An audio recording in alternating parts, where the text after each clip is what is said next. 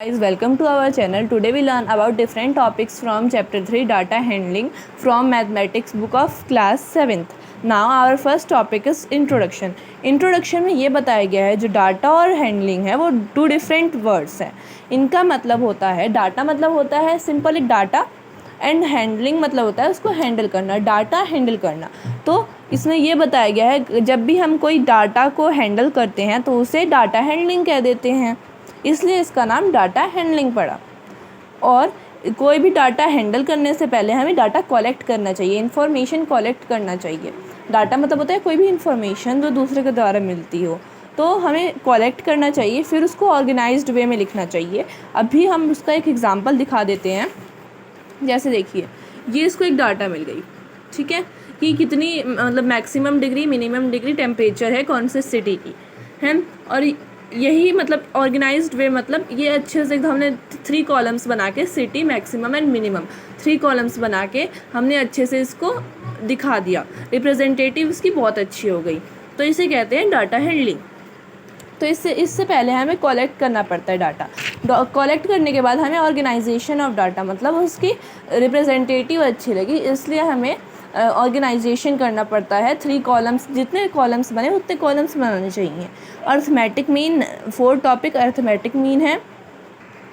Arithmetic mean के बहुत सारे नाम हैं.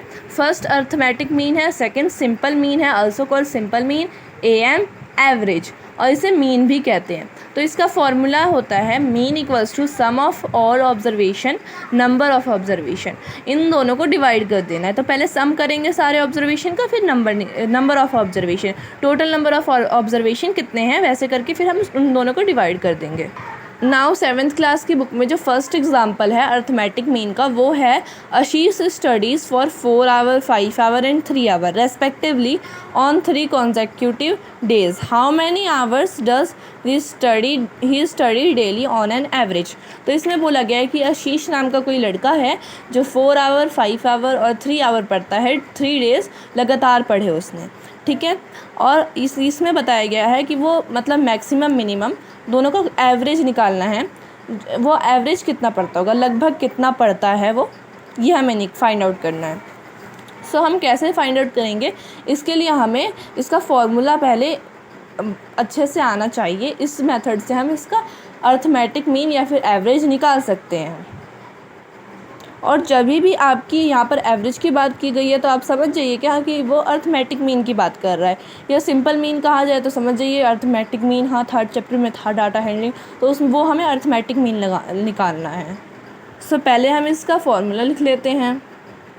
ये हमने इसका फॉर्मूला उतार लिया. Mean equals to sum of all observation number of observation, इन दोनों को डिवाइड कर देना है. हम पहले मीन लिखेंगे फिर सम ऑफ ऑल ऑब्जर्वेशन. ये 3 दिन पड़ा है ना, first day 4 hour, second day 5 and third day 3 hour. तो हम इन तीनों का सम निकालेंगे and then divided by total number of observation. देखिए यहाँ पर था 4 5 और 3, ठीक है. 4 5 और 3, इसको 3 से क्यों डिवाइड किया है, क्योंकि 1 2 3 इसमें 3 नंबर दिए हुए हैं हमें. तो पहले इन सबका सम निकाल लेते हैं. 12 इनका सम आ गया एंड देन इसे क्या कर देंगे, डिवाइडेड बाय 3 कर देंगे. और फिर अगर हम इसको डिवाइडेड बाय 3 करेंगे तो हमारा आंसर 4 आएगा. तो फिर मीन इक्वल्स टू क्या हो जाएगा, 4 हो जाएगा. तो ऐसे हम सम ऑफ ऑल ऑब्जर्वेशन करके उसको नंबर ऑफ ऑब्जर्वेशन मतलब होता है जो हमें नंबर दिए गए हैं, जो हमने ऑब्जर्व किया है, जो हमारे पास इन्फॉर्मेशन है, उनका सम निकाल के फिर उसको जितने टोटल नंबर ऑफ ऑब्जर्वेशन होंगे उससे डिवाइड कर देना है. Thanks for watching.